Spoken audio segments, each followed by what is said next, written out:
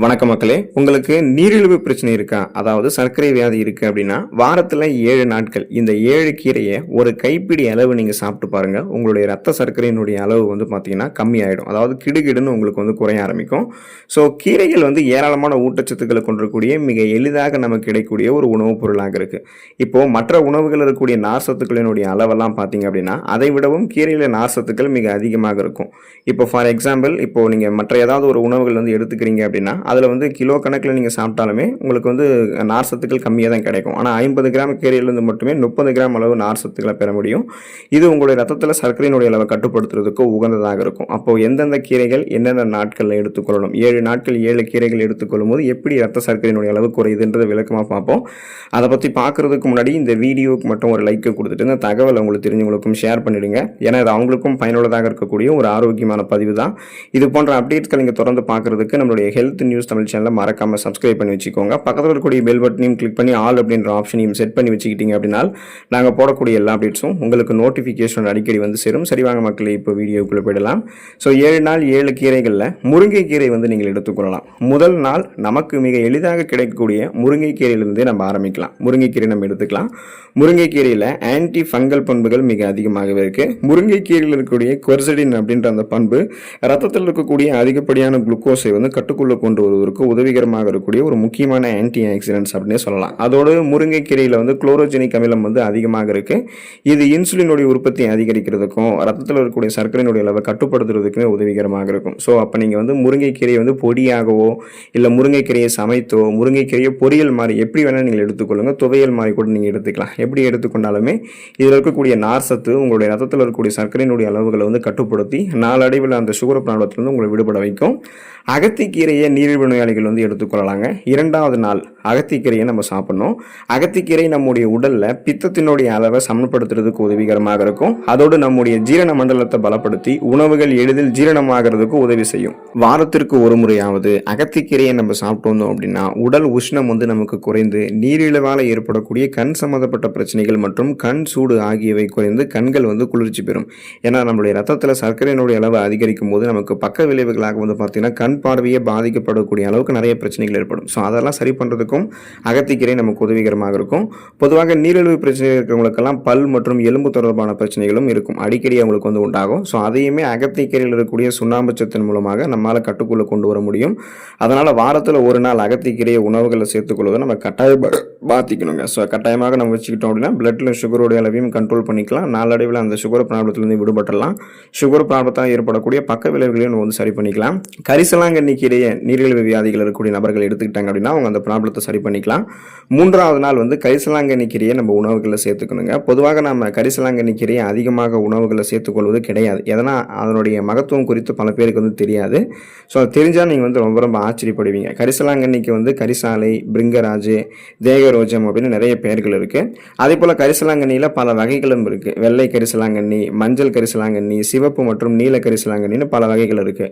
ஆனால் பொதுவாக நமக்கு அதிகமாக கிடைக்கிறது வெள்ளை கரிசலாங்கண்ணியும் மஞ்சள் கரிசலாங்கண்ணியும் தான். ஸோ உங்களுக்கு வந்து சுகர் ப்ராப்ளம் இருக்குது அப்படின்னா ரத்தத்தில் சர்க்கரையினுடைய அளவு அதிகரிச்சிருக்கு அப்படின்னா அந்த நீரிழிவு பிரச்சனை இருக்கிறவங்கலாம் கரிசலாங்கண்ணி கீரையை கடையலாகவோ பொரியலாகவோ அல்லது துவையல் வடிவிலோ வாரத்திற்கு ஒரு நாள் சேர்த்துக்கொள்வது உங்களுக்கு வந்து மிகவும் நல்லதுங்க. ஸோ இது வந்து உங்களுடைய உடலை வந்து குளிர்ச்சியாக்கி நீரிழிவால் ஏற்படக்கூடிய நரம்பு சம்பந்தப்பட்ட பிரச்சனைகளையும் கண் எரிச்சல் உள்ளிட்டவைகளையுமே உங்களுக்கு வந்து போக்கக்கூடிய தன்மை கொண்டது. அதே போல் நீரிழிவு நோயாளிகளுக்கு இருக்கக்கூடிய மிக முக்கியமான ஒரு பிரச்சனையாக என்ன இருக்கும் அப்படின்னா அடிக்கடி சிறுநீர் வெளியேற்றுவது அப்படின்ற பிரச்சனை இருக்கும். அடிக்கடி வந்து அவங்களுக்கு வந்து சிறுநீர் வெளியேற்றணும், சிறுநீர் கடுப்பு எல்லாம் அவங்களுக்கு வந்து இருக்கும். ஸோ இது வந்து ரத்தத்தில் சர்க்கரையினுடைய அளவு அதிகரிச்சிருக்கக்கூடிய சுகர் ப்ராப்ளம் இருக்கக்கூடிய பேஷண்ட்ஸ் வந்து இருக்கும். ஸோ அவங்களுக்கு அந்த ப்ராப்ளத்தையுமே சரி பண்ணுறதுக்கு எல்லாமே கரிசலாங்கண்ணி கீரை அவங்களுக்கு ரொம்ப ரொம்ப உதவிகரமாக இருக்கும். பக்க விளைவுகளையும் சரி பண்ணிக்கலாம். நீரிழிவு பிரச்சனைகள் வந்து விடுபட்டலாம்.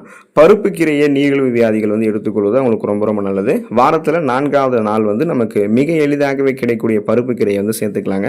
பருப்பு கீரையில் வந்து பார்த்தீங்கன்னா உங்களுக்கு ஏராளமான ஊட்டச்சத்துக்கள் வந்து கிடைக்கும். குறிப்பாக புரதச்சத்து, கொழுப்புச்சத்து, தாதுக்கள், நார் சத்துக்கள், கால்சியம், பாஸ்பரஸ், இரும்பு சத்து, இந்த மாதிரி ஊட்டச்சத்துக்கள் எல்லாமே இருக்கு. ஸோ பருப்பு கீரை அடிக்கடி உங்களுடைய உணவுகளை நீங்கள் சேர்த்துக்கொள்ள வரும்போது உடல் உஷ்ணம் வந்து உங்களுக்கு வந்து குறைஞ்சி நீரிழிவு நோயாளிகளுக்கு ஏற்படக்கூடிய ஸ்கின் ப்ராப்ளம், சருமம் தொடர்பான பிரச்சனைகள் வந்து கட்டுக்குள்ள வரும். அதோட எலும்புகள் வந்து உங்களுக்கு வந்து வலுவடையும். மலச்சிக்கல் பிரச்சனை ஏற்படாமல் நீங்கள் தடுத்துக் கொள்ளலாம். ஸோ இப்போ இந்த பருப்பு கீரையை வந்து நம்ம வாரத்தில் ஒரு நாள் நம்முடைய உணவுகளில் சேர்த்துக்கொள்ளும் போது நீரிழிவு நோயால் ஏற்படக்கூடிய பக்க விளைவுகள், சைடு எஃபெக்ட்ஸ் வந்து உங்களுக்கு வந்து குறையும். ரத்தத்தில் சர்க்கரையினுடைய அளவு கட்டுக்குள்ள வருவதை நம்மளால் வந்து உணர முடியும். ஸோ அதனால் பிளட்டில் சுகரோட அளவையும் கண்ட்ரோல் பண்ணிக்கலாம். பக்க விளைவுகளை நம்ம வந்து பருப்பு கீரை சாப்பிடும்போது சரி பண்ணிக்கலாம். கண்டங்கத்திரி கீரை வந்து நீரிழிவு வியாதிகள் வந்து நீரிழிவு வியாதிகள் இருக்கக்கூடிய நபர்கள் வந்து எடுத்துக்கணும். ஏன்னா ஏராளமான மருத்துவ பலன்கள் கொண்ட கண்டங்கத்திரி கீரையை 5வது நாள் நம்மளுடைய உணவுகளை வந்து சேர்த்துக்கொள்ளலாம். பொதுவாக கண்டங்கத்திரி கீரை யாரெல்லாம் சாப்பிடுவோம்னு பார்த்தீங்கன்னா, இந்த மாதிரி சளி தொல்லை இருக்கிறவங்க அதிகமாக இருக்கும்போது கண்டங்கத்திரி கீரை எடுத்துக்கொண்டா கூட அவங்களுடைய இம்யூன் பவர், நோய் எதிர்ப்பு சக்தி திறன் அதிகரிக்கப்பட்டு இம்யூன் சிஸ்டமே அவங்களுக்கு ஸ்ட்ராங் ஆகிடும். அந்த நோய் எதிர்ப்பு மண்டலமே பலப்படுத்தக்கூடியதாக மாறிட்டதால் நீரிழிவு பிரச்சனை இருக்கிறவங்களா வாரத்தில் ஒரு நாள் கண்டங்கத்திரி கீரையை உணவுகளை சேர்த்துக்கொள்ள வேண்டியது அவசியம். இதனால் பிளட்டில் சுகரோட அளவுமே கண்ட்ரோல் ஆகிடும். அந்த சுகர் ப்ராப்ளத்திலிருந்து விடுபட்டலாம். இம்யூன் பவர் இன்க்ரீஸ் ஆகி இம்யூன் சிஸ்டமே ஸ்ட்ராங் ஆகிறதால எந்த நோயுமே உங்களுக்கு வந்து வராது. வெந்தயக்கீரை நாம் எடுத்துக்கொண்டோம் அப்படின்னாலுமே அந்த நீரிழிவு பிரச்சனையிலிருந்து விடுபடலாம். வெந்தயக்கீரை வந்து ஏராளமான மருத்துவ நன்மைகளை கொண்டதுங்க. ஸோ இதில் ஃபார் எக்ஸாம்பிள் இரும்பு சத்து வந்து மிக அதிகம். இதனால் உங்களுக்கு வந்து அனிமியா என்று சொல்லக்கூடிய அந்த ரத்த சோகை நோய் குணப்படுத்தப்பட்டு மீண்டும் வராமல் தடுக்கப்படும். ஏன் அப்படின்னா அது உங்களுடைய ரெட் பிளட் செல்ஸ் இன்க்ரீஸ் பண்ணி போதுமான அளவுக்கு அந்த ஹீமோகுளோபினுடைய கவுண்ட் இன்க்ரீஸ் பண்ணி ஆக்சிஜன் சப்ளை உங்களுக்கு வந்து கொடுக்கறதால அந்த மயக்கம், தலைவலி, குமட்டல், வாந்தி இந்த மாதிரி அனிமியாவுக்கான அறிகுறிகள் உங்களுக்கு எதுவுமே இருக்காது. நீங்கள் சுறுசுறுப்பாக வந்து செயல்பட ஆரம்பிப்பீங்க. வெந்தயம் எப்படி உங்களுடைய நீரிழிவை கட்டுப்படுத்துறதுக்கு மிகச்சிறந்த மருந்தோ அதற்கு இணையாக வெந்தயக்கீரையுமே நம்மளுடைய உணவுகளை நம்ம சேர்த்துக்கொள்வது நல்லது. வாரத்தில் ஒரு நாள் கட்டாயம் நம்ம வந்து வெந்தயக்கீரையை உணவுகளை சேர்த்துக்கொள்ளணும். இது வந்து வாதம், பித்தம், கபம் ஆகியவற்றை வந்து நமக்கு சரி பண்ணிடும். கண் சம்மந்தப்பட்ட பார்வை தொடர்பான அந்த பிரச்சனைகள் உங்களுக்கு வந்து இருக்குது அப்படின்னா அதையுமே வெந்தயக்கீரை வந்து நீக்கிடும். குறிப்பாக சர்க்கரை நோயாளிகளுக்கு ஏற்படக்கூடிய நரம்பு தளர்ச்சி, நரம்பு சம்மந்தப்பட்ட பிரச்சனைகள், பாத எரிச்சல், ரத்தத்தில் சர்க்கரையினுடைய அளவு அதிகரிக்கிறதால அந்த கண்கள் தொடர்பான பிரச்சனைகள் ஏற்படுவது, இது அத்தனையுமே சரி செய்வதில் வெந்தயக்கீரைக்கு நிகர் வேறு எதுவுமே கிடையாது அப்படின்னே சொல்லலாம்.